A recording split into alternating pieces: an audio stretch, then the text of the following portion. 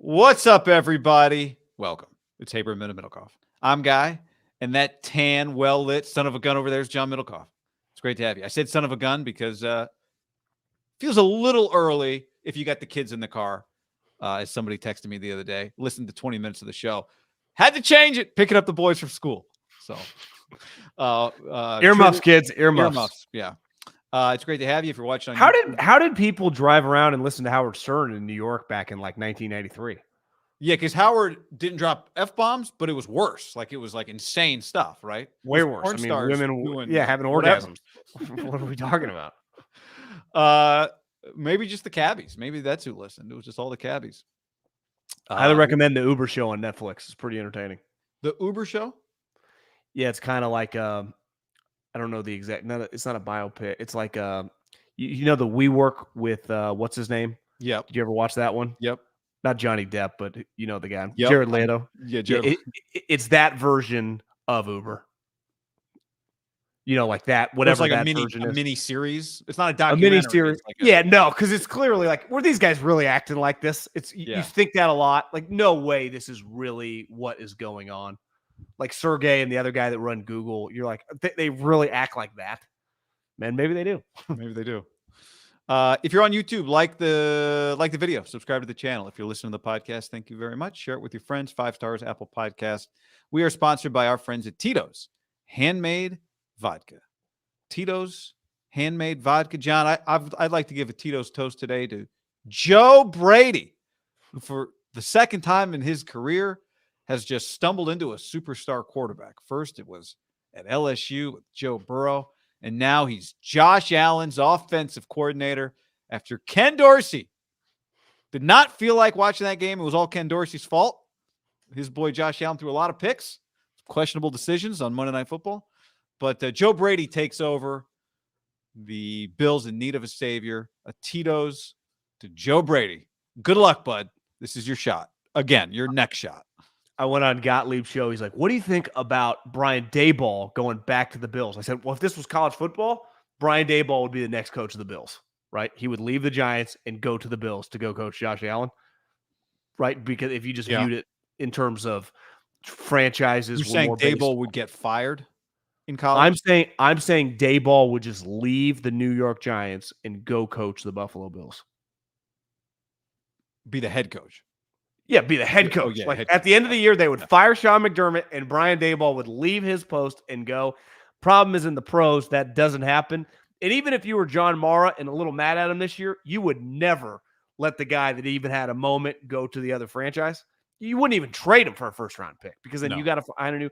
But that would be a lot cooler in pro sports if that happened a little more. Yeah, location doesn't matter in pro sports, right? No, because coaches would leave all the time. Like, I don't got a quarterback. I'll just go back and coach my guy. Right? He would leave in a heartbeat. Yeah. So I think Joe Brady is gonna be short-lived. I got an idea for Tito's Handmade Vodka. Before I give you my idea for Bill's offensive coordinator, I got a toast to everyone else on the Warriors besides Steph Curry. No one else scored 20 points in a game this year. How's that? They're paying, countless guys $25, $30, $35 million. It'd be one thing if this is a little engine that could. If I'm Joe Lacob, I am paying so much fucking money for all these guys. We can't have one guy in one game score 20 points with Steph Curry. This is not going to last forever. Well, it's about to end because Steph's hurt. So someone's going to score 20. I know, but I just mean in terms of this guy at this level who's like, yeah, I'm top 2 or 3 player in the league, like dominant. At any moment, they found I'm a just guy, as good John. as anybody else. Who? Jordan Poole. Turns out they all hated him. Yeah, it turns out he stinks too. Have you seen more Washington Wizards highlights in the last 2 weeks than in the last 10 years? I have. It's all just Jordan Poole shit, and it's really funny. Somebody filmed him in the huddle the other day. Did you see that video? Mm-mm. Video of Jordan Poole in the huddle, ignoring the huddle, slamming towels down. Then the huddle ends, and he doesn't know the play. So he's like trying to cram the play off the whiteboard, and he doesn't know the play. One of the guys who's not even dressed out for the game, is like, hey, man, pay attention. And Jordan's like, blows him off, like, I got this, but then doesn't know the play once it's time to actually walk back on the floor. Quite a scene. I like that, John. What a loser. Tito's, handmade vodka, however you like to drink, maybe Tito's and water and a little lemon. That's a clean way to do it. Tito's and lemonade and iced tea, maybe. Tito's and ginger beer, distilled and bottled in Austin, Texas, 40% alcohol by volume, namely 80 proof, crafted to be savored responsibly. We need to clear something up because as people boots on the ground, you have an apology to issue. And just people in general, we're wondering if the 49ers star fullback may have stole a touchdown and shattered the dreams of a record that probably would have been different than Cal Ripken's record, but very similar. It was no one's scoring 17 straight games with a touchdown. Going to be very, very difficult to do. Running backs don't even really exist anymore. Wide receivers, you're too dependent. No wide receiver has 15 straight games with a touchdown, even if you score 20 in a season. But sources say that Kyle Juszczyk, look at Kyle, on the drive that he ended up scoring on and said, we have to get Christian McCaffrey a touchdown. Yeah. Also, it would have been impossible for him to fall at the one, though sources say he would not have fallen at the one. He would have scored, but he was kind of in the end zone. He had to score. And also deserves credit for volunteering / accepting going back in on a drive that a Pro Bowler that has nothing to do with the record shouldn't necessarily have to do, but did it gladly to try to help the team and help his fellow brother. And 21 career touchdowns, not 16. Oh, did you just happen to look up 21, not 16, John? Just look that up. Rushing counts. You always got to look, with the hybrid players rushing. So that was his 21st touchdown. I said it was his 16th because I said he shouldn't have gone down for McCaffrey. He's average. This is only a 16th touchdown. And you just went and looked at footballreference.com to find out it was his 21st? Some people might say if, you're in the NFL and those are your touchdowns, you take pride in the number when you're not a Jerry Rice or a Terrell Owens and your touchdown number is really big, right? And I would imagine Jerry Rice, as a lot of people that played with him said, he always knew his touchdown number. Don't ever. Just because his numbers might have been 20 a season and however many for his career. If your number, I would say, if you're a long-time, several-time Pro Bowler, I think you probably know your touchdown number no matter what. Whether you're an all-time Chris Carter or whether you're like Lorenzo Neal. I scored 7 touchdowns in the NFL. Whether you played for 2 years or whether you played for 15. You probably know that as an offensive skill. Yeah. I saw this video that Jerry Rice did with his son, Brandon Rice. They were doing a Breathe Right campaign. The strips? And they did like a Q&A where Jerry quizzes Brendan on his career. Jerry, I know, doesn't need the cards. Like, he knows everything. I don't know. What's Jerry's final touchdown number, you think? I would guess 187. Well, he played till he was 45. So, and I'm pretty sure he had some numbers even in the late 80s, early 90s, like some 20 years. Yeah. I'll go 183. Okay. Honestly, it could be in the twos. 197 receiving plus 10. Good thing a source made sure we look at rushing touchdowns. So what's that? 207 for Jerry? That's regular season. That doesn't count playoffs. Hold on. But your record as a player is regular season, right? I know, but he's got it is 22 more in the postseason, which to me should count. Like, your postseason fucking touchdowns were touchdowns. I can't imagine there's any player in NFL history with more touchdowns, right? Catching. I think it's got to be the record. I think it is. Didn't play as long. No. At his height, right? Some of those, and wasn't his fault. And listen, downtimes for the Raiders. They're back now, 5-5. Had some rough. Remember, Jim McElwain said he'd call some routes over the middle, and Randy says, I don't run on the dirt. He's like, well, the route goes over the dirt. He's like, well, Randy Moss doesn't go that way, so I don't know why you're fucking calling the route. An all-time great Jim McElwain story. If I'm him and I get called into the thing on Friday, might bring that up before I start getting peppered by everybody. Just tell a good story to break the ice. Harbaugh feels pretty adamant that he's got history on his side. America's team, John. America's team. So anyway, good to know. I had an interaction with a source as well, John, and that source said that Juice might have listened to the podcast for the first time in 3 weeks on Monday morning, or Sunday night, whatever it was. So glad to get that number corrected. Well, I'll give you an example why you take pride in it. Marcel Reese, good guy, was several-time Pro Bowler for the Raiders. Good versatile player, right? Yeah. Fullback. Yeah. I would say much more, and this is not fair because Juice is their blocking fullback as well. I would say much different than the old school like Lorenzo Neal mold. You would say like pass catching hybrid. I'm pretty sure at Washington he was like a pass catching guy. That was part of his deal. They kind of created him in the NFL. Do you know how many career touchdowns Marcel Reese has? Oh God, I mean, you make me think he's got like 6. Okay, never mind. I was looking at his rushing. He has 12. Were the 16 for Juice catching or rushing? Do you remember? Must have been catching. Yeah, actually probably is catching. I think they show receiving first. Let me look at Okay, because that's Marcel Reese has 15 total. So they're in how many years? Looks like 1, 2, 3, 4, 5. I saw the number 3, so my arguments pretend that never happened. It's not an argument. He actually, if he would have played for a long time, he's truly more of a pass catching back. Like, what would you think Lorenzo Neal 20 years touchdowns? I mean, the problem was he probably could have punched in 10 a year if they'd let him, but he was blocking for somebody else. Yeah, no chance. I bet 12, not even probably. I don't remember them giving him the ball much. Hey, Lorenzo has 6 career touchdowns. That is way too low. What's his yards per carry? 3.6. Do you know how many career yards Lorenzo Neal came into the NFL in 1993? He left the NFL in 2008. Okay. So long career. How many career yards over that span of time did Low Neal, former Dog, have? 1,000? 807. Yeah, that's bullshit, man. You just didn't get like. You just didn't. And the guys he was blocking for, it's like, well, why wouldn't I give it to LT or Eddie George? Yeah. Can I say something? Speaking of Fresno State, no, I don't know how. I know you were around them, knew them. When I got to Fresno State, Devon Wylie, a guy that played at Fresno State, was a really good player. Got drafted in the 4th round. And honestly, would have got drafted higher if he hadn't been injured a lot. I guess, I guess. I mean, passed away, died, would have probably been Monday.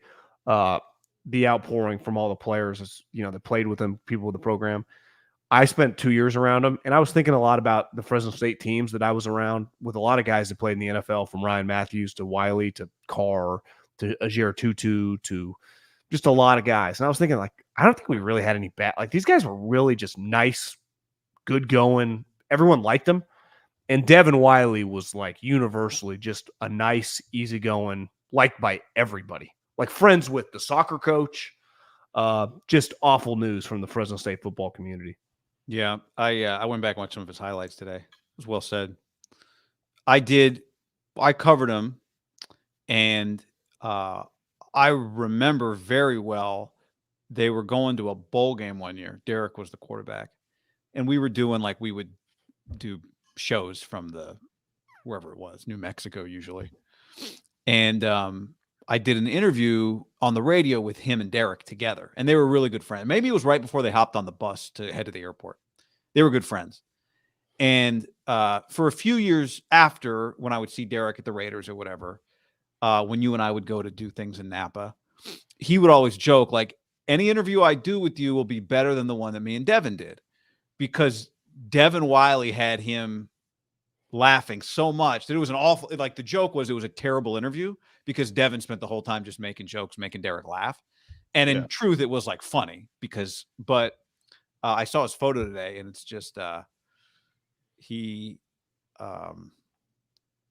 just remember, you were around him more than me. I just remember him smiling all the time, had a great smile, and was an electric player. Brought a lot of people joy. Yeah, I'm talking one of the best white guy athletes I've ever been around.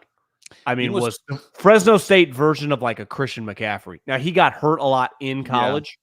Yeah. If he had been able to, he got hurt a lot in college and still got drafted in the 4th round.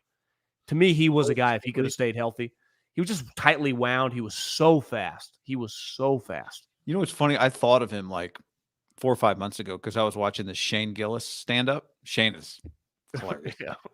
And he does this bit. And one of the parts of the bit is like, anytime he sees a white guy catch the ball in football, he's like, oh, go, go, go, go, go. It's like, oh, they got him. A fundamental run. Solid run. Scrappy run.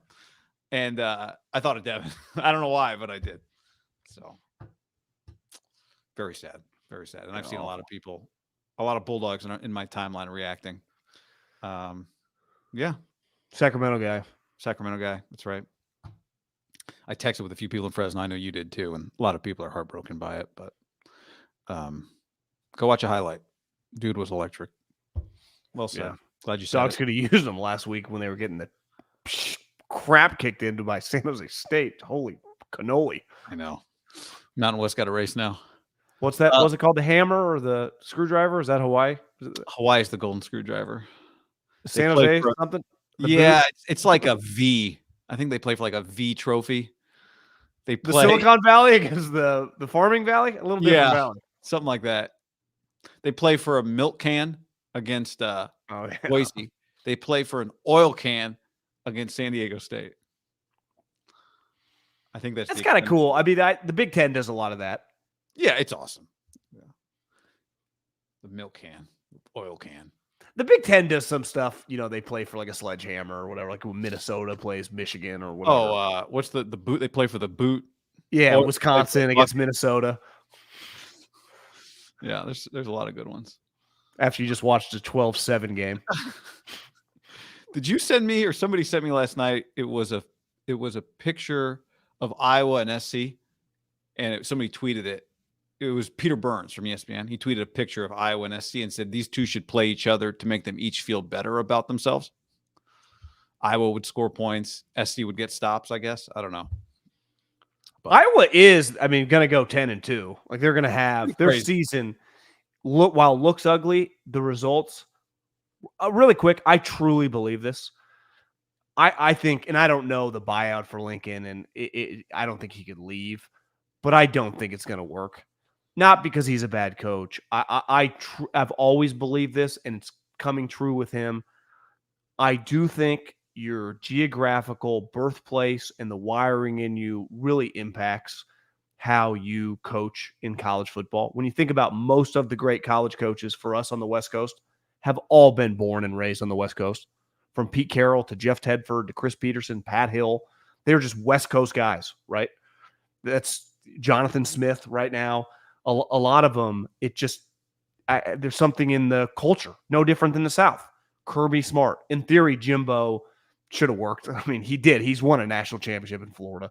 Kirby Smart, Nick Saban, born and raised. His dad owned a gas station in West Virginia.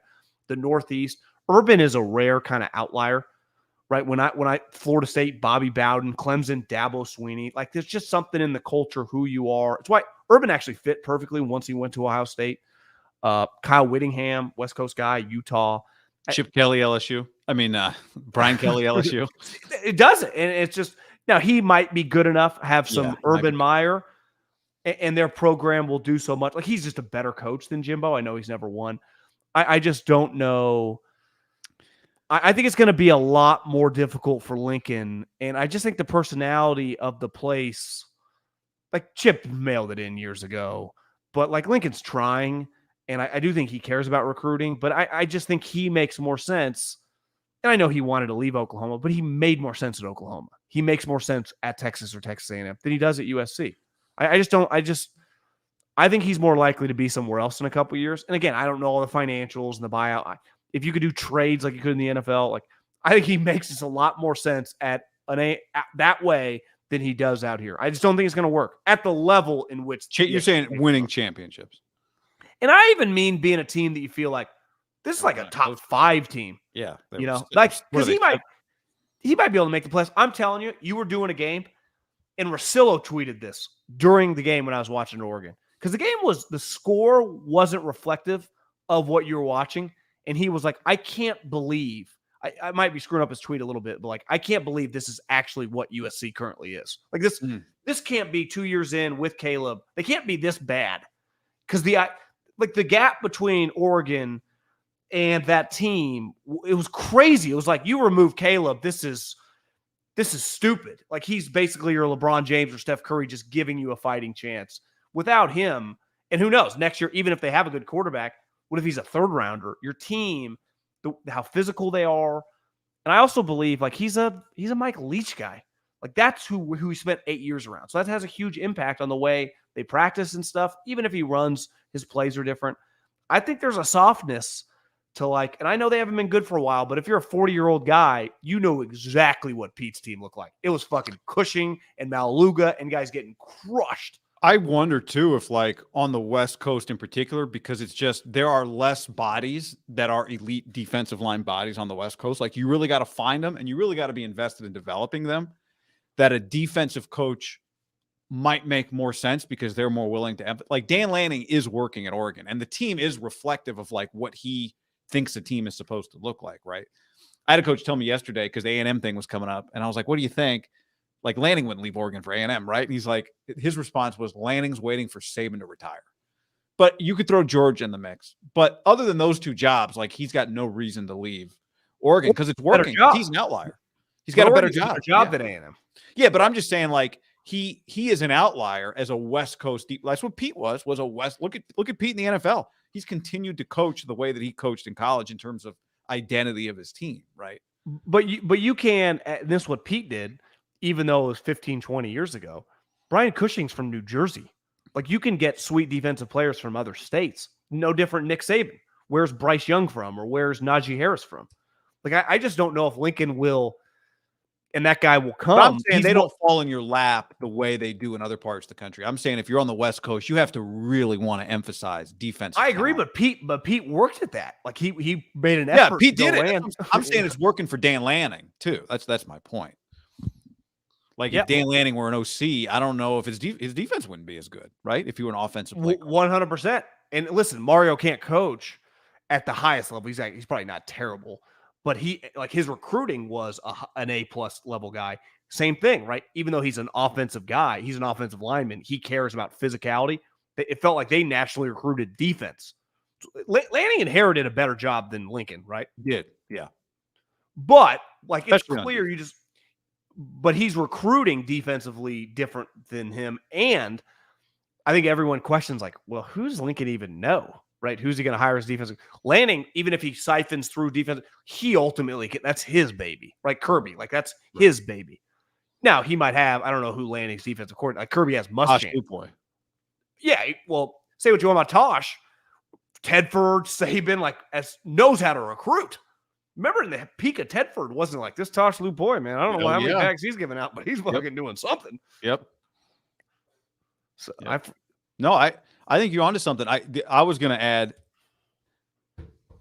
if Jimbo would be willing to go to the NFL to be a coordinator, Josh Allen and Jimbo Fisher, John, would be fucking incredible. But I think the knock on Jimbo is he's actually not a great coordinator anymore. Like, the coach I was texting with yesterday was like, he said this. He's like, all I know is this. If I know it hasn't gone well, but if I were in the SEC, I'd be happy Jimbo's gone. Now, maybe that's more a recruiting comment than it is an offense comment, but he seemed to think Jimbo can still coach offense. Now, he hasn't done it. They took it from him at A&M, right? But unlikely. So rich, though. You never just go. We know he's not going to go work with Saban. A lot of people think he might retire. Do what? He's 58. He's not that old. No. Yeah. You can't go out like that, can you?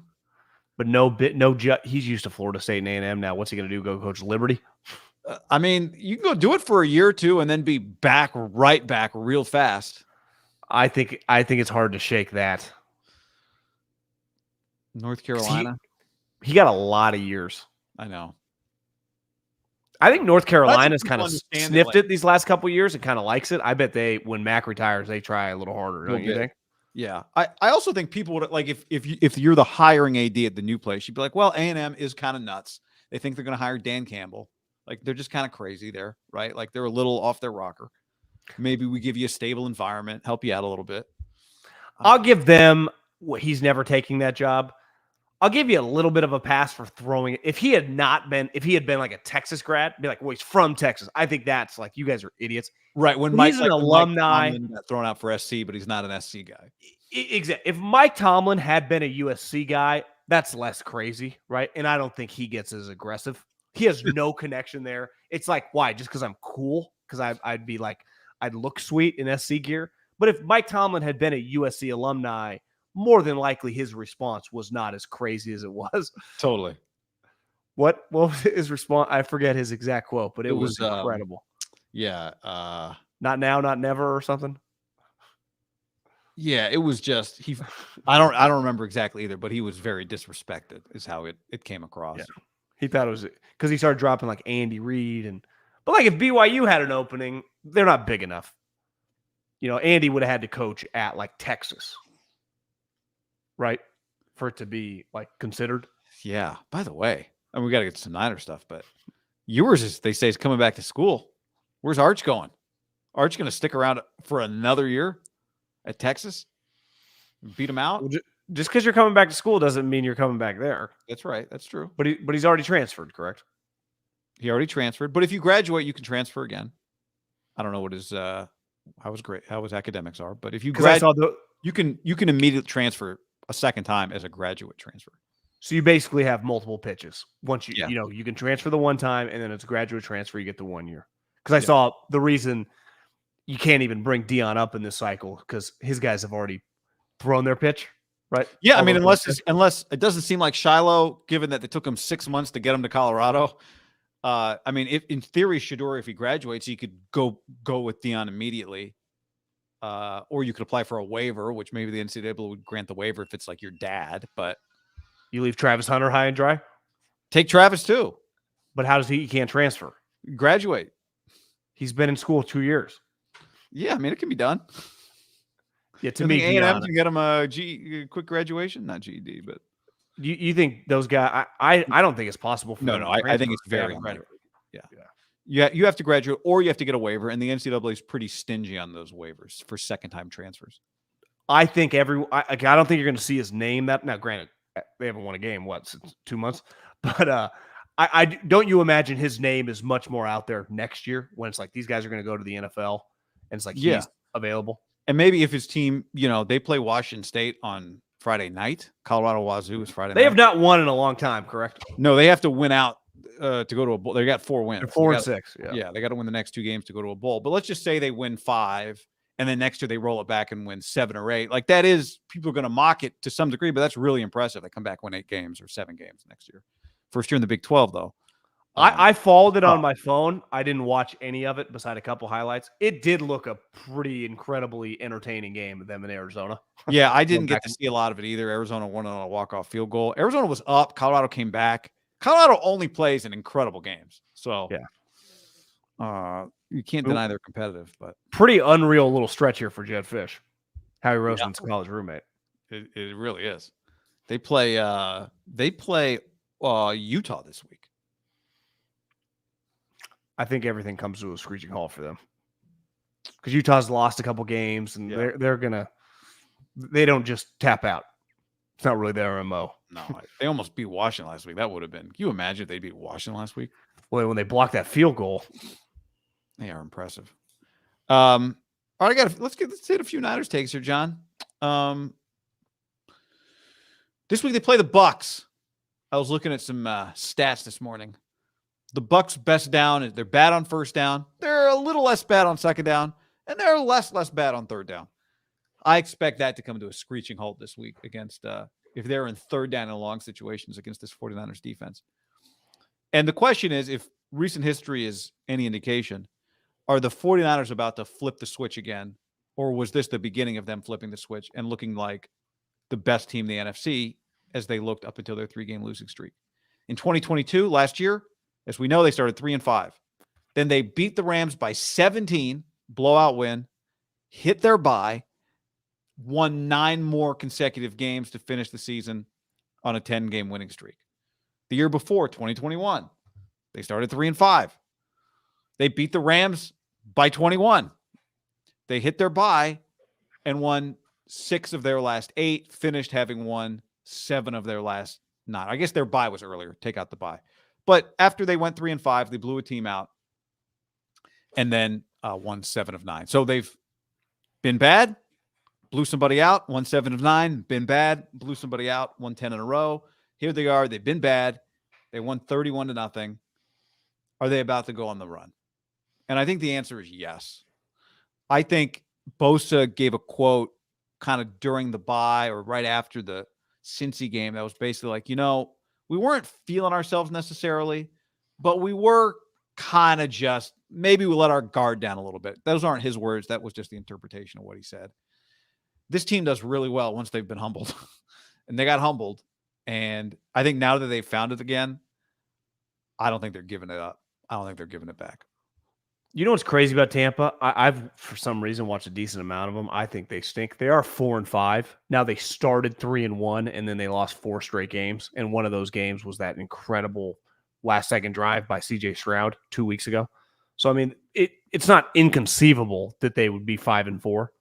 And they're definitely still alive for the South because it is atrocious. That division is not good.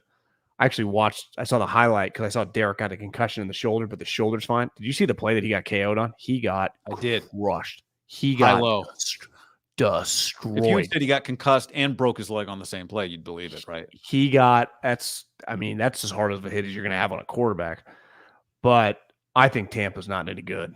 And we talked about this with Cousins, and if they ever play Jared Goff, now Jared Goff's a little harder because their offensive line is really good, but they annihilate quarterbacks that can't really move. Now, Baker kind of feels like he thinks he can move, but against the 49ers, we saw it last year. Now, this guy, I would say this. I give him a lot of respect. He's resurrected his little operation a little bit because, I mean, last year it was pretty ugly. I mean, he's been respectable. I at least think he's developed like I'm going to be a backup in the league for a while, but you got to beat this fucking team. Like Todd Bowles. I mean, part of the reason they lost that game to Houston, I remember watching down the stretch, like Todd Bowles is an elite defensive coordinator. If Todd Bowles is ever available, he's a 4-3 defensive coordinator. Kyle should fire Wilks, bring that guy in. But as a head coach, you always are never as good as the defensive coordinator as you were when you're the head coach. And to me, this is Kyle, you light them up on offense, and I have a hard time seeing their offense with Baker Mayfield. I just have a hard time seeing Baker Mayfield throw multiple touchdowns against them. I think this is an awful matchup for the Bucs. But listen, the Bucs might end up being a 7-10 team against a 12-13 win team, so of course. But I just mean the actual matchup. Like the matchup against the Texans. The Texans aren't nearly as talented, and they easily could have won that game. The Texans might end up winning 10 games. This is a bad matchup for them. And I don't like anything about Tampa. Besides, I mean, some of their older players, but I have a hard time. And I actually think like Charvarius Ward against Mike Evans, I like that better than sometimes when he gets on these little quicker guys. I just think that he matches up better against that player than he does against, hell, even like Jordan Addison, a smaller, quicker, like, could he cover Waddle all day long? That'd be a tough cover for him. But just Mike Evans, a DeAndre Hopkins, I think this is tough. I mean, that's probably still a tough matchup. But yeah, in theory, it should be, I'd rather have him follow him and kind of attack Devontae Smith with a couple guys, but you really like Lenore and Devontae Smith. Well, Ambry can run, at least, right? In theory. Yeah, I have a couple of those guys. So to me, the Niners, like this is, you're not going to have the 34-3s or the 43, whatever the fuck the final score was. But this should be a game where you feel just completely like the Niners outclass them. Like there's just no excuse. Line's 11.5. That feels pretty big, right? I mean, this team's 4-5. I know that just the problem is like that's just what the 49ers just won by 31 points on the road against Jacksonville, right? Yeah. They're 45, John. They are let's see, their point differential is +5. So it lines up. Well, think about this. This game's not in Tampa, right? Where's this game? No, home game for the Niners.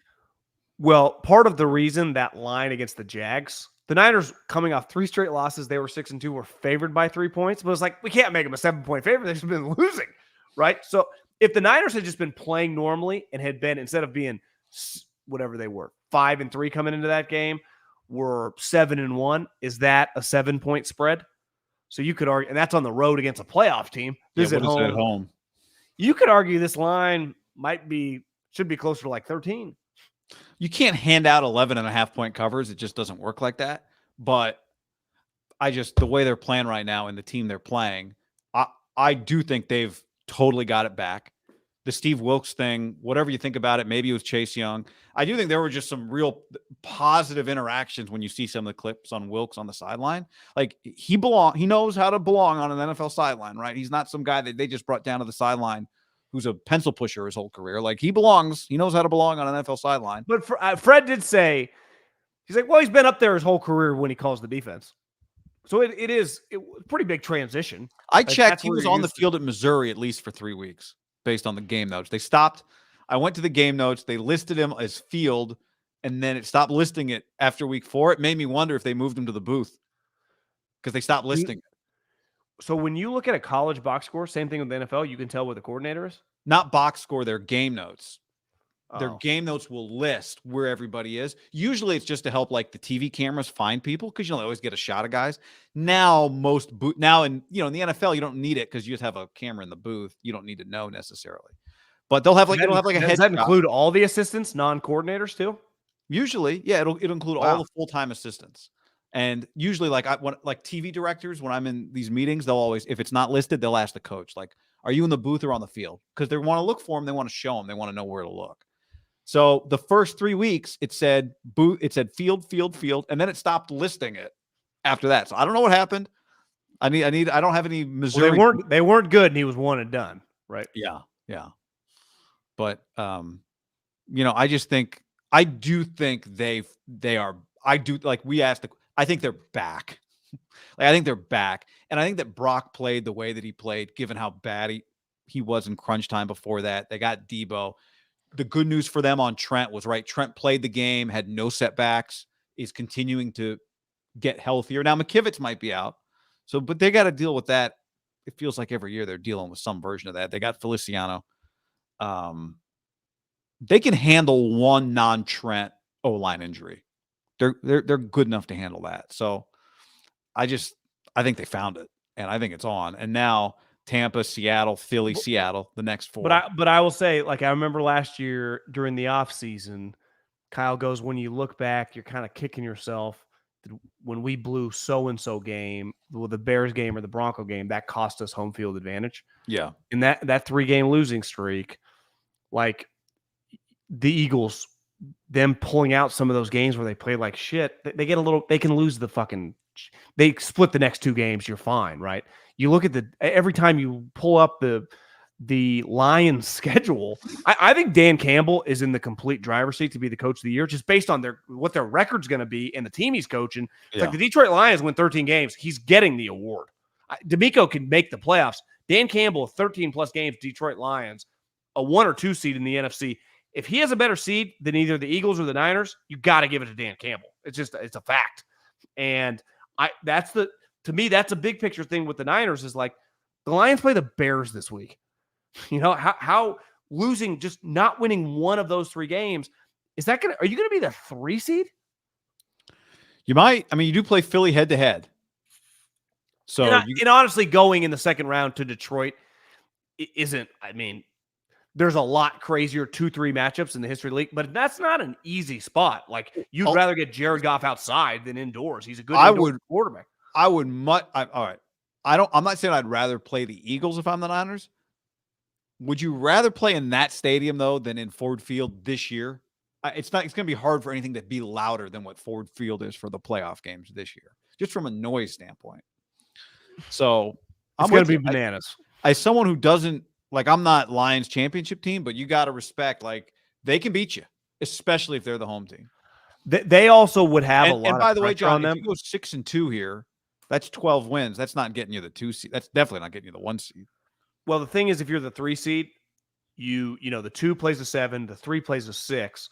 So you're probably playing like a Seattle or the Minnesota Vikings, but you would much rather play Josh Jacobs and the Minnesota Vikings at home than you would even Seattle. Like, it's just a team that's going to have a lot of confidence. The good thing about, obviously, the 4 is going to come from the South. That is going to be the Cowboys. That is, listen, obviously the Niners own the Cowboys. You don't want that to be your first round matchup, right?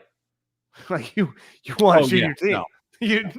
No. So eventually, like what should happen, kind of what happened last year, but there were only 3 teams. This year it feels like 4. The final 4 in the NFC should be the Eagles, the Niners, the Lions, and the Cowboys, right? And that's how it's going to be.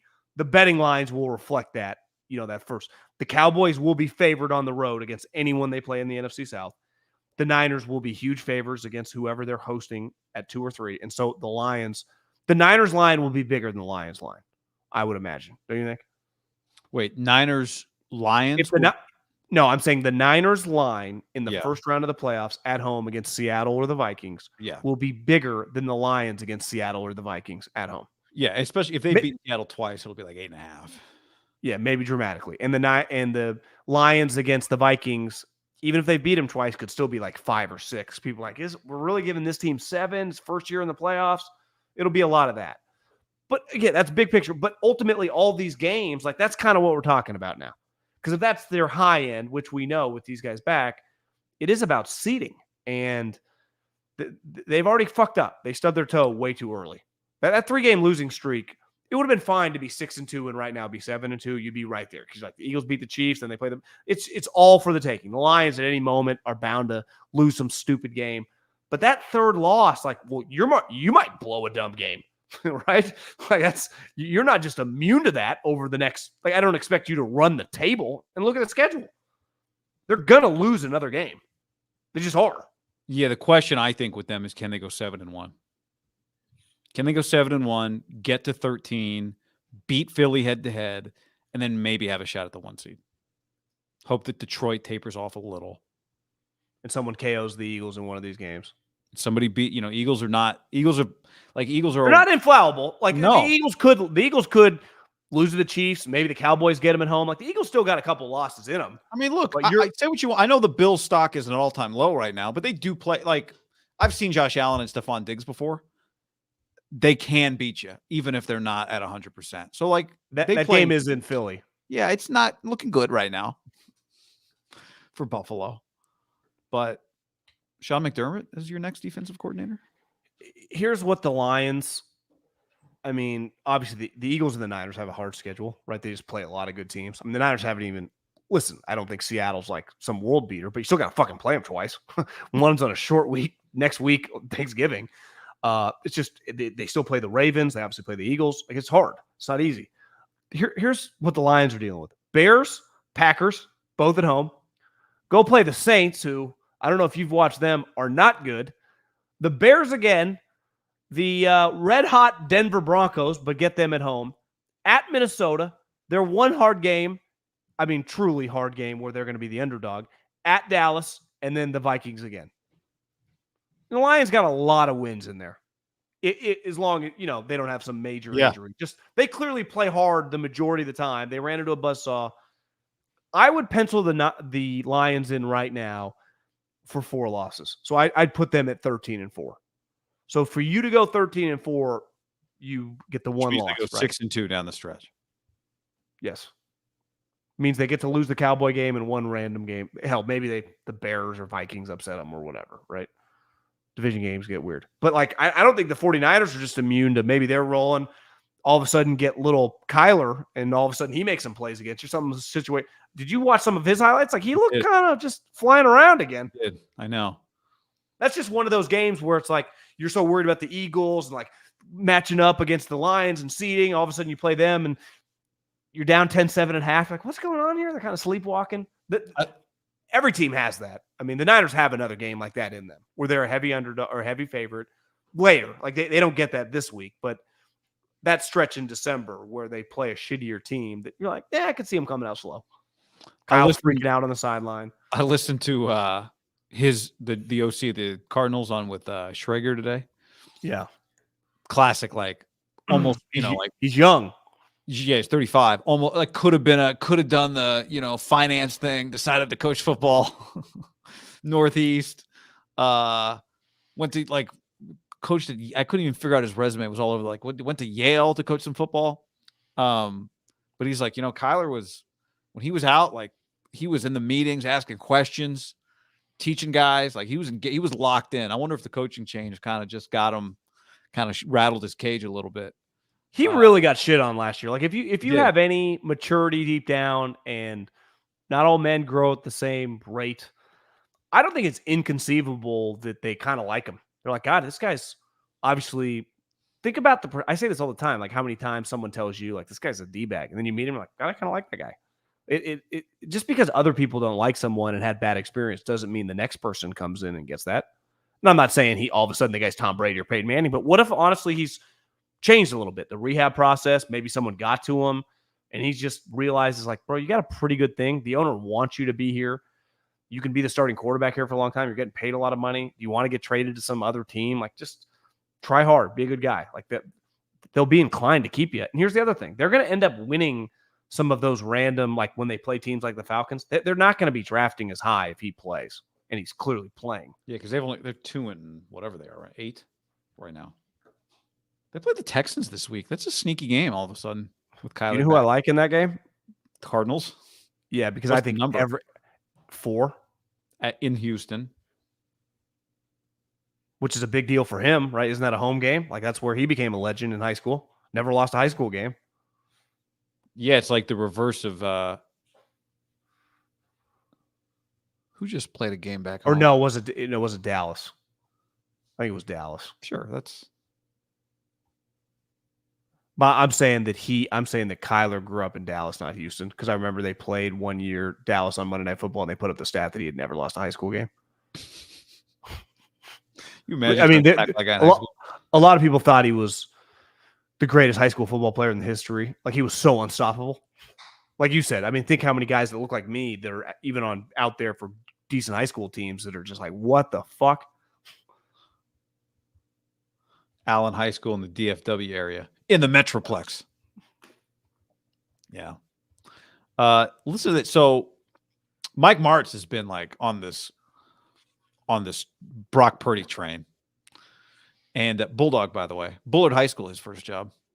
Played at Fresno State. And he went on with yesterday, or I guess the day before, he did a thing on the 33rd team comparing Brock to Montana from like a willing to stand in the pocket, takes hits, be calm, all that kind of stuff. He was the OC for the greatest show on turf, one of the great offenses, won a Super Bowl in St. Louis with the Rams. And Lund asked him a question. John Lund, he said to him, when you were coaching the Rams, did people denigrate Kurt Warner because he was playing with great players around him the way they do with Brock? And this is what Mike Martz said. No, because really those guys hadn't emerged yet. Actually, we just drafted Torrey. So he was just getting started. Isaac hadn't played in 2 years. He sat in the bench halftime with pulled hamstring. So, Dick was kind of down on him a little bit. And, Marshall, we got him in a trade for a second-round pick. So it wasn't like people were beating the drums about him either, So, of course, Orlando, it was going to be his second year. He had a great rookie year. So really everything kind of evolved together. Nobody was really established as a star at that point. Everybody kind of fed off each other. There's a great sense of unselfishness in that team, much the same way that you see the 49ers, they want him to get that touchdown for the record. And, there's a great deal that the bond that exists between those two teams. I think that really championship teams share. You feel like he's his biggest supporter? Like when you think of there's a lot of people that question, and the easiest thing to go on TV or just whoever, former player, former coach, be like, let's pump the brakes. Yeah. Honestly, it's the same. I feel like Kurt Warner, they must know each other growing up, but I feel like Mike Martz has been saying this now since last year, called him Joe Montana. No, I'm like Niner employee, like famous. Yeah, guy. not like to me when. All due respect, I'm not saying like Orlovsky or J.T. O'Sullivan don't do the work, but like young guy still making his career says that stuff. It comes off different than like older guy doesn't need it. Orlovsky said that Justin Fields was going to win this MVP this year. So he's not that long ago either. He's ESPN trying to get. To me, when old guy says it, like because old guys aren't known for like take. Like I mean, they have their plenty takes. Don't get me wrong, they got a lot of takes. Well, like Martz thinks Fields sucks, and when old guys crown young guys before they've done a lot, like that's something. He thinks he sees it. And I would remember this. Like, he also, not only did he do the Kurt Warner thing, Mark Bulger had a nice little run there with Mike Martz as well, right? So he had two guys kind of out of nowhere. Bulger was from West Virginia. Good pull. So Warner was only second year in the league, the 99 Super Bowl team. Marshall Faulk was same age as Christian McCaffrey, 27 years old. It was his 6th year. This is Christian's 7th. Warner was also like 30 because he had been 28. He'd been bagging groceries. The team with the Barnstormers, the team with the goggles on the helmet. Orlando Pace, future Hall of Fame tackle, 3rd year. Isaac Bruce, future Hall of Famer, 6th year, but only went to his 2nd Pro Bowl that year. Torrey Holt was a rookie. Yet Oz Hakeem, who, if you remember, that team was really good in his 2nd year. So, like, when it's all said and done, we're not the highest scoring offense of all time. They were like, I'm looking right now, they're like 15th. But they had a nickname, the greatest show on turf, because partly at the time, I mean, it was dominant, but also how difficult it was to defend, how balanced it was. When you think about when you look at the highest scoring offenses, it's like, Peyton Manning lighting it up with the Broncos. It's Brady and Moss, at least in the modern era, right? It's Mahomes. Like, these are blue chip. It's Rodgers. It's Brady. Like, these are blue chip. Dante Culpepper, kind of blue chip quarterbacks.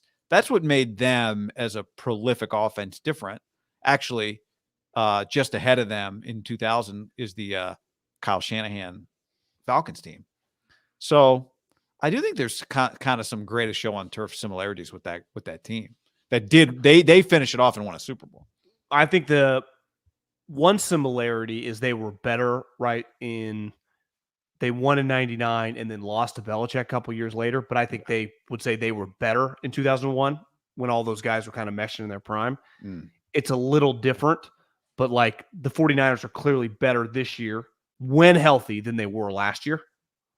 Because like just the cohesion of like by 2001, and remember that year was like the famous Belichick game plan where they fucked everybody up at the line of scrimmage. And Marshall Faulk, they would just tackle him. Like when he'd like run wheel routes, they would just take him out. But no one else, I mean, would even have the capability of like installing that or whatever. I mean, Belichick, that kind of put them on the map, and the rest is history with New England Patriots. But I do think that they got better over the next couple years. Like their offense was much more potent after they won the Super Bowl, just because that's kind of the nature of the beast. Like, think about the Kansas City Chiefs, the year that I guess those guys got injured, but that year they beat the Bills a couple years ago. Because I was talking with Gottlieb. He's like, I think the Bills truly, like, unofficially ended the year that that 13-second 2 plays. Like, that was really, they didn't win the Super Bowl that year because I think, Mitchell Schwartz got hurt and their other tackle got hurt. But those guys were on a completely different level at the end, right? Mahomes, Kelsey, and Hill. Like, they could, like, speak each other without speaking. Because remember, that 13-play drive, they, like, looked at each other and they did one of these. And, like, it was crazy. And even the Bills were like, fuck, I don't even know what's going on. Now, this is not that long of a period of time. And you got all these guys under contract next year. That's where Ayuk, in theory, if they could stay healthy, like, they could be better the next couple years. That's why I was texting with somebody after they were getting the shit kicked out of them the last couple weeks when they were losing. It's like, this isn't because was like moving Steve Wilks down, a panic move or whatever. And obviously they're trying to win the Super Bowl. But to me, their window, because their quarterback makes $800,000, is really prolonged a couple more years. Like, they do have this couple year period. Now, there are other variables that factor in, but like McCaffrey, as long as Trent doesn't retire, like, he's on the team next year. McCaffrey's on the team. Bosa's on the team. Kittle's on the team. Fred Warner's on the team. Greenlaw, healthy, is on the team. Hufunga's on the team. Like, all these guys are under contract on the team. Ayuk, to me, is the wild card. But Chase Young's only played one game. But like, their core guys on offense, it's really just Brandon Ayuk. I don't want to put Chase Young in the core right now, don't you? Well, went pretty well. I really like Brandon Ayuk, but if you just told me they're both going to be healthy over the next 3 years, you just have to have a football philosophy. Like, I got to say adios to Brandon. And it's nothing like I would be a huge Brandon. I hope that they would trade him to a good team, and I'd love to watch him kill it. And I think he would. Like, he'd be an awesome player if you got a good quarterback. But I think if it comes to something like that, and I think as McKivitz gets injured, as Trent ages, like, it's got to be on the forefront of their mind. Like, how do we get another sweet tackle? And that might be the end of Brandon, right? Yep. Where they need their pick, which is going to be late 20s, ideally like 30, 31, 32, and trade Brandon for pick something 23, 24, but hopefully, and then package those picks to get to like 12 to take a left tackle. Like I could see them doing that. And that guy plays right tackle for a year and then moves over when Trent. This is way down the road, but that's type shit Andy Reid had to do, right? They're like, God, we don't want to trade Tyreek Hill. We're not trading up. Sometimes you trade a player. That's a good example. Now he was way like he was a Hall of Famer borderline when they traded him. But you think the Chiefs are like, yeah, he's just gonna suck. Like we know how good this guy is, but we need to our defense stinks. We're gonna use this pick on McDuffie and Korlofskis and draft all these defensive guys, and we need his money. Like that's part of it, right? Part of it is like Ayuk's going to get $22 million a year. And think how different they are now than in other Shanahan iterations, right? Where the running back is the one that is just a revolving door. Well, now his running back's expensive, right? Kyle kind of historically has liked having sweet receivers. And then running backs, he'll just plug and play those guys. Well, he doesn't have a plug and play running back anymore. He's got an excellent running back. So who's also young, right? Younger. Yeah. Not Miles running back, but yeah, a lot of miles. But the other thing, but don't you think they'll look at him like Christian's part of this couple-year window with Purdy on this rookie contract, like this year, next year, and probably his fourth year? Like I don't think the 49ers are rushing to pay Purdy, even if he were to win a Super Bowl and go to a Pro Bowl. Like they're letting the 4 years play out, would be my guess. Yeah, or they try to get him on a team-friendly, on a Kaepernick deal. But what quarterback agent ever allows you to do that beside that village idiot agent of Kaepernick's? Yeah. Remember Drew Rosenhaus was begging him, like, let me negotiate your deal. And he went with that crew. Did you see what Brock said about the first touchdown he threw? Yeah. After the game, he said, for people who didn't see it, he said, I tried to point. Actually, I watched the tape. It's different than the way he described it. But basically what he said was he tried to tell George, he pointed, hoping George would do the opposite of what he was telling him to do, to trick the back. Yeah. So he points. What's funny is the defender actually went that way. George didn't.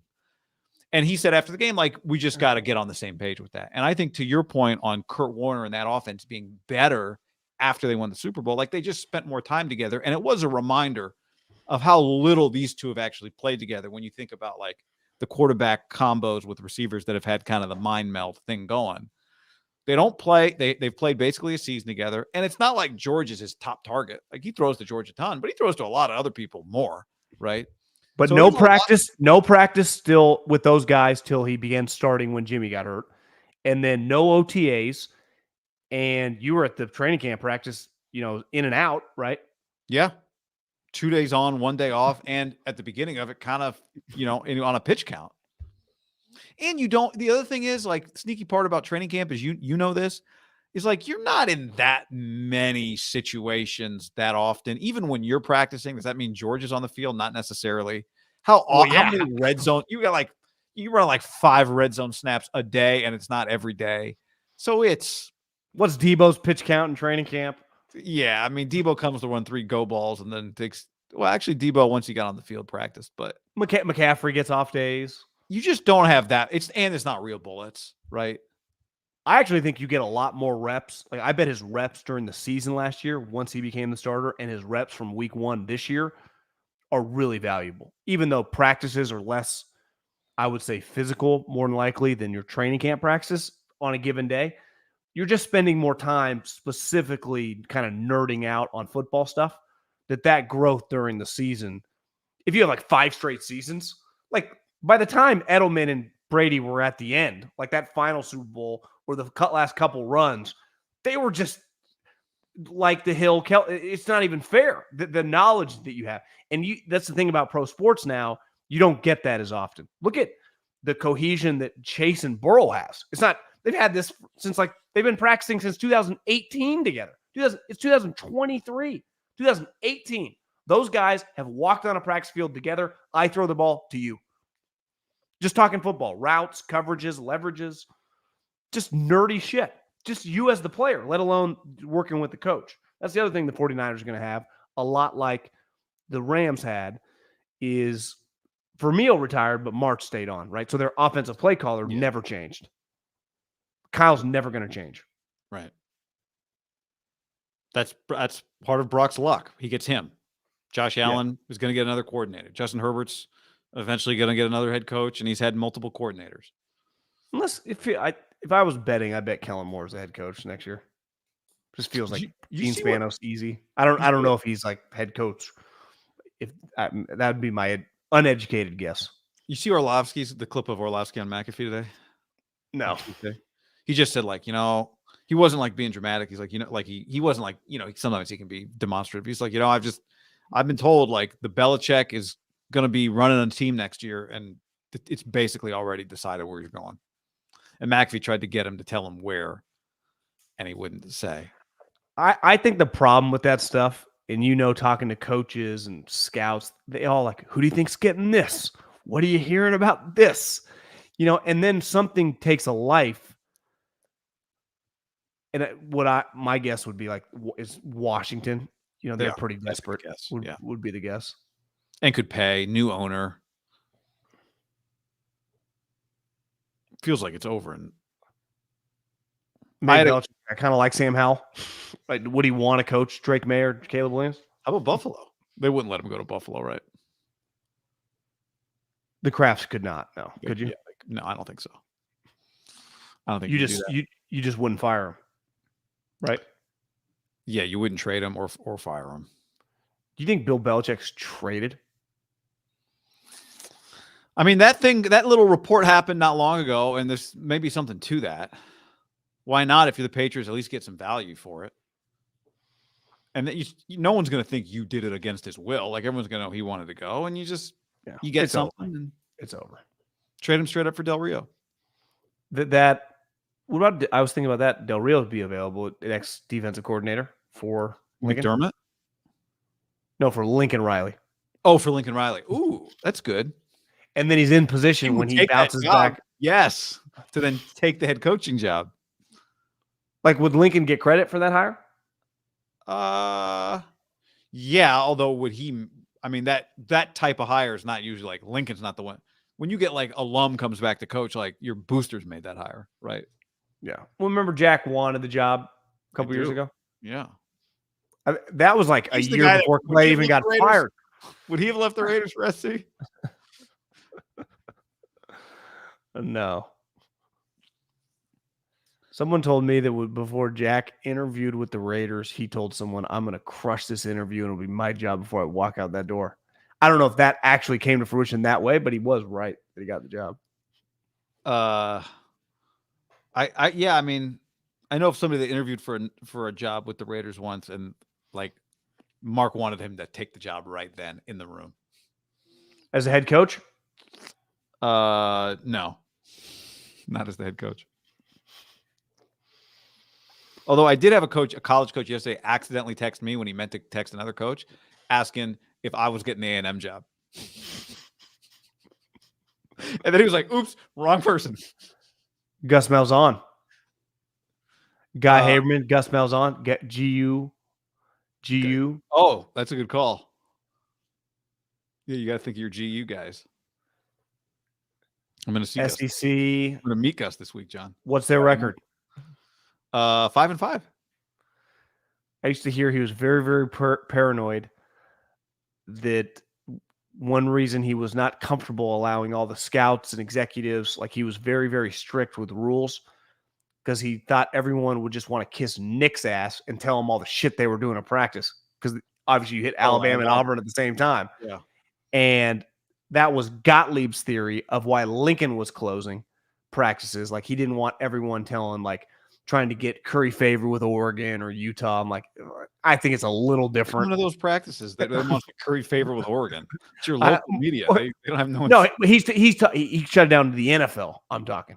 Oh, like he thought like the assistant GMs would try to get in with Nick and tell him like Nick would be like, "What are you seeing out there?" And of course, you probably would, right? But at Oregon or Utah, I don't know if it'd be the same. Like Lincoln, you should be the big dog. You should be the guy playing Alabama this year. No, I don't know.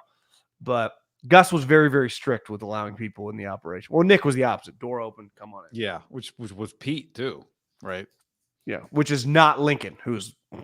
Did you ever go to old Pete SC practice, or was that before you were? on the West No, Coast. that was when I was in like college. I did go with Tim Skipper to a Lane Kiffin practice at USC when John Baxter was the. Yeah. I don't think I mean, it was cool, but it wasn't. I was looking for like Snoop Dogg and famous people. Didn't see any. I went to one during the Pete era. I think Pete era. David Osbury was there. Remember David Osbury? Fresno guy, right? Yeah. So I went to do like an interview with him, and I was just blown away. Like people could just walk in off the street to practice. You could just walk in and just stand there and watch USC at the height of USC practice football. That's my thing with Lincoln. Like that to make noise in LA. I mean, the Dodgers are huge. Obviously now they just have NFL teams. There's a lot going on. Lakers, I don't think stars Harden. I don't think you can play it like Lincoln's playing it, and not just if you're going to be a behemoth and dominate, you can do whatever you want. But you could curry a lot of favor by, hey, we're just wide open. Come on in, see what I'm doing. But that's not really his. He's not a big like chest pounding shit talker. You know, he feels like more like an introvert. And again, I've always liked him, but I always thought that when I talked to him, I was like, I don't think this. People think he's a lot different than he actually is. Yeah, yeah. I think that was a little chippy before Chip blew up. Everyone's like, God, this innovative ass kicking. No, he doesn't want to talk to anybody ever. Well, I think people kind of learn him on the podcast. Remember? And I know, but he's not a bullshitter. No, he's not. Interview him. Yeah. Report today that Chip's going to be fired at UCLA after the SC game this week.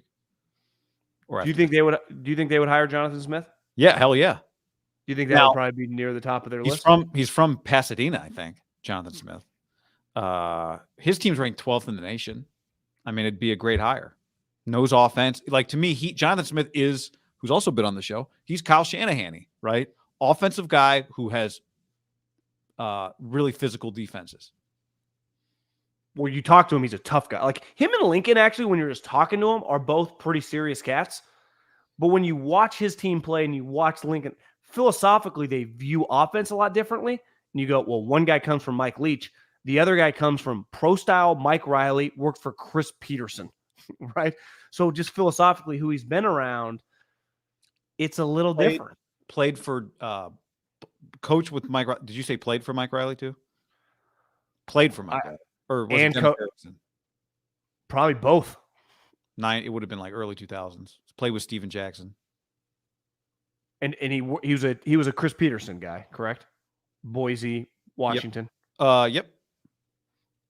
So it's like they ain't not taking defense seriously. CFL Grey Cup is Sunday, says Dan. Winnipeg QB is a Cincinnati alum and Kelsey Bro's roommate, Zach Collaros. Remember him? First, Montreal. QB is Nevada alum Cody Fajardo. I remember that guy. Do you think, though, I don't know. Who's the AD at UCLA? Dude from Cincinnati? Martin Jarmond. Or was that Mike Bone from Cincinnati? Yeah, Martin Jarman's at Ohio State. Once upon a time. Jonathan Smith is now like there's no connection there. Whatever. I don't think it's a lot. I mean, he might try and get a Big Ten OC, Big Ten. You know, like they're going to the Big Ten. Yeah. Like it would make sense. Like, let me go find somebody in the Big Ten, right? They would be crazy not to interview Jonathan Smith after what he's done. His style fits. It's the Big Ten. Who reported that Chip's done? On 3. I feel like I'm a hater, but that kind of warms my heart. Like my issue with him is not that he fired me or anything. I truly think, and listen, you've been around him more than me lately. I don't think he cares. And I don't mean it cares about like kissing people's ass or whatever. That's fine. That's not everyone's personality.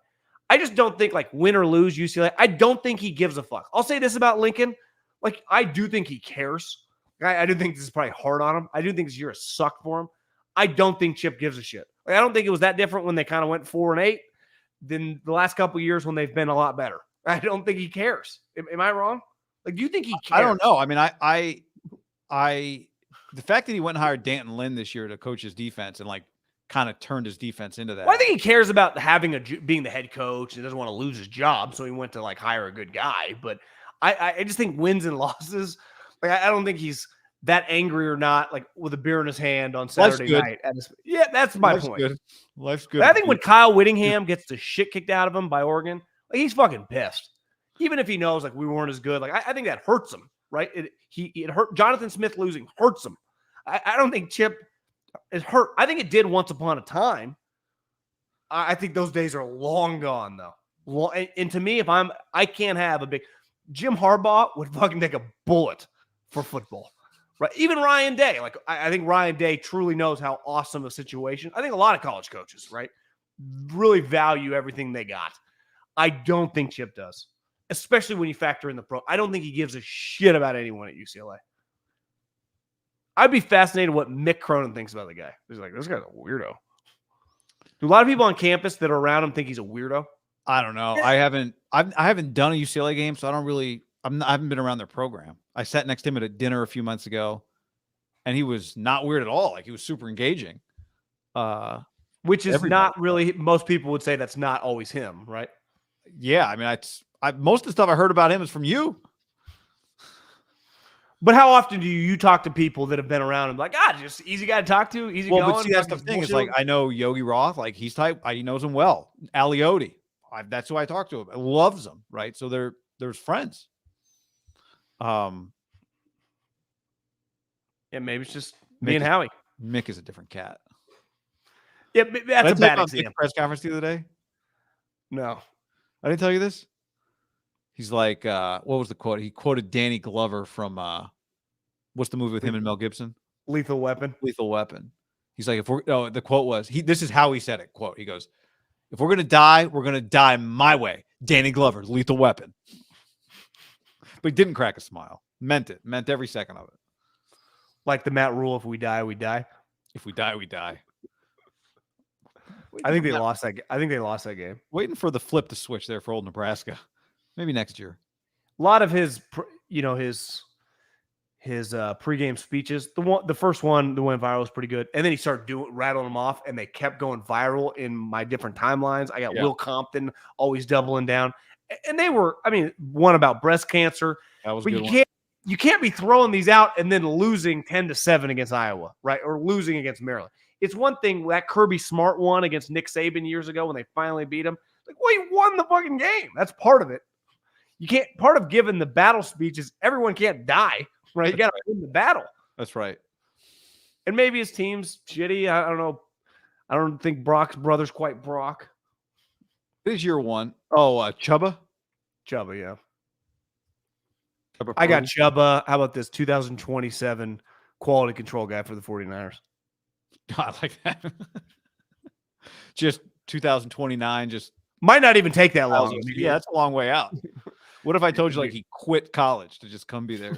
Kyle's like Bobby Slowick, run game coordinator. Yeah, he's like, I always knew I wanted to coach. Brock told me. I told Kyle about it. He said, "Fuck, we had a spot." Boom. Sneaky Nebraska's won 3 in a row. Did you know that? I thought they just lost to Maryland. No. Oh wait. Early in the schedule. Sorry, they lost 2 in a row. They'd won 3 in a row previously. They put the L in gray. You can barely see it next to the score. Play Wisconsin and Iowa coming up. So who they lose to the last? I know Maryland this week, but Maryland, Michigan State by 3. Back-to-back 3-point losses. After they'd beaten Purdue, Northwestern, and Illinois. I mean, all these teams stink. They're close, John. They're close. They're really close. I think Oregon. I mean, the Big Ten's going to be. These teams are going to get mollywopped by like Lanning. I know. You want a NFL take I developed on Sunday night? If you redrafted the quarterbacks on the first round of the 2021 draft, Zach Wilson might still go 2. Well, he's definitely you would just take your chances with Zach Wilson over Mac Jones. By next year, the other 3 guys will probably all change teams. Do you think Trey's on the Cowboys next year? Well, I just mean he's already traded team once, so he has. Oh, yeah. Fields, okay, gotcha. Mac. Yeah. Just the throw that Zach had at the end of the game was I know he's like, afraid or whatever. Can't read a defense. But running away from Max Crosby to his left, spinning and throwing the ball into the end zone was insane. I thought when he threw it that the ball was going to end up way left of the end zone, right? Just because of his momentum. For it to end up that far into the end zone, I think it's one of the best incompletions I've ever seen in my entire life. I agree. I said it was a top 5 play of the NFL season this year. Crosby was on his ass. How did he turn and throw it off platform? And Max's arms are always up, so he always feels like he's going to engulf you, and he's kind of gave him a stutter step. What if he would have completed that play? Because it wasn't that far away from being completed. I mean, it would have been one of the great plays I've ever seen in my life. Truly, he got it there. It's just hard to catch that ball. I do think Trey. Well, like you watch Aiden O'Connell. Aiden O'Connell's probably a better armed kind of Mac Jones version. But I'll give you an example like him and Trey. Like Aiden O'Connell, you just kind of know on a play in, play out basis. Like he kind of knows what to do. He's just in the pocket. He's just kind of easy to, if your team's good, to play with. I'm sure he doesn't get rid of the ball that often. I do understand why Zach, sometimes he starts running around. Like on that play, he had to. But there was a lot of plays in that game where Aiden O'Connell's just playing like an NFL quarterback, whether it's good or bad on a given play. You don't know. I mean, some are good, some are bad. But you kind of know what you're getting. With Zach at any moment, he starts scrambling around. You're like, God, he's pretty fucking athletic. I know the problem is that. And then the ball like skips and flies, and he really is. He's much more fluid to watch than Trey Lance ever was. Yeah. There's a fluidity to the way he throws and moves. Because if they both stink, the one guy just has more fluidity to his ability. The problem is he's allergic to staying in the pocket. Yeah, he can't do it. It's a problem. He doesn't like it. He wants to get out of there. At least Trey tried to stay in there. I'll say that for Lance, right? Until further notice, the generational talent and Trevor Law shouldn't be used in the same sentence.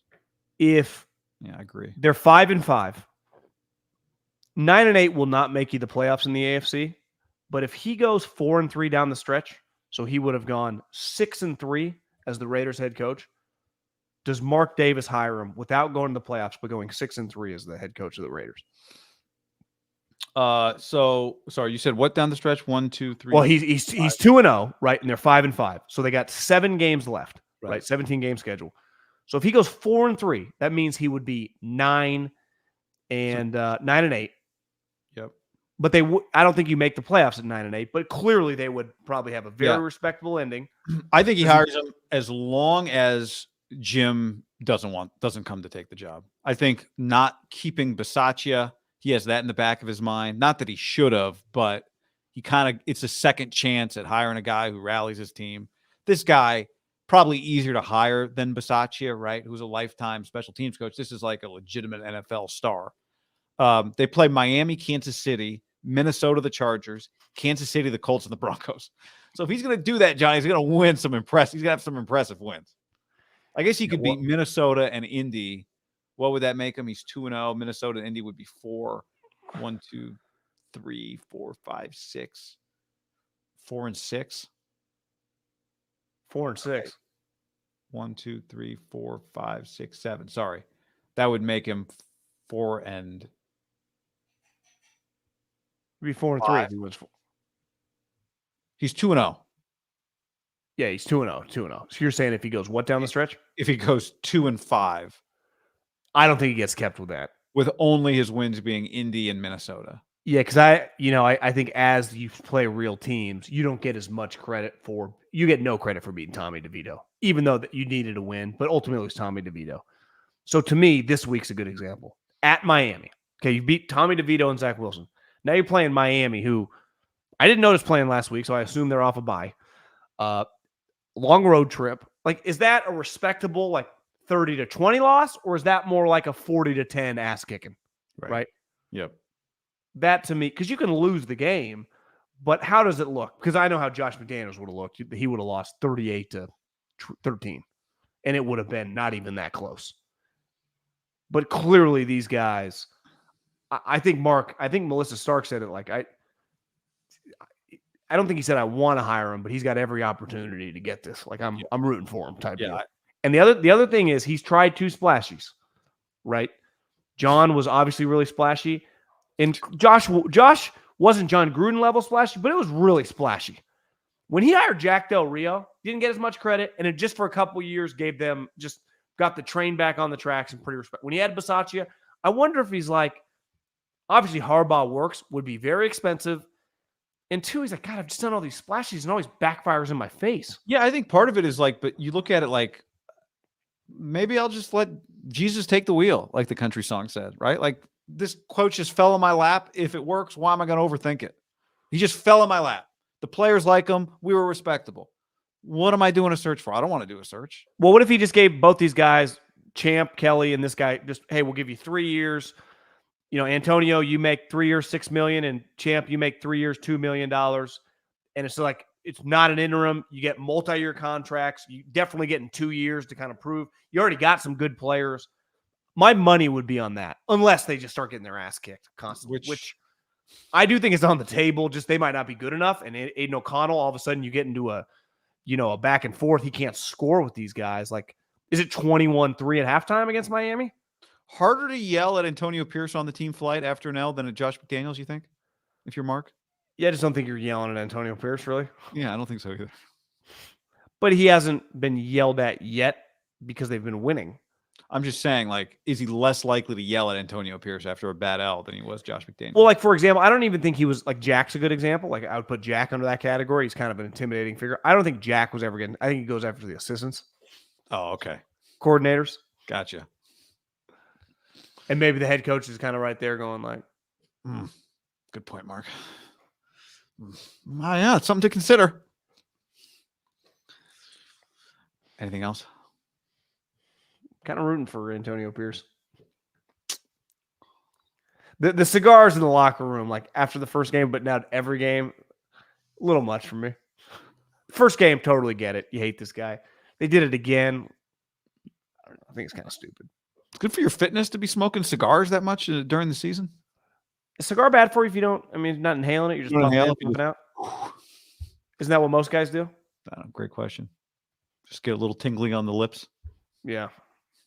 All right, everybody. On that note.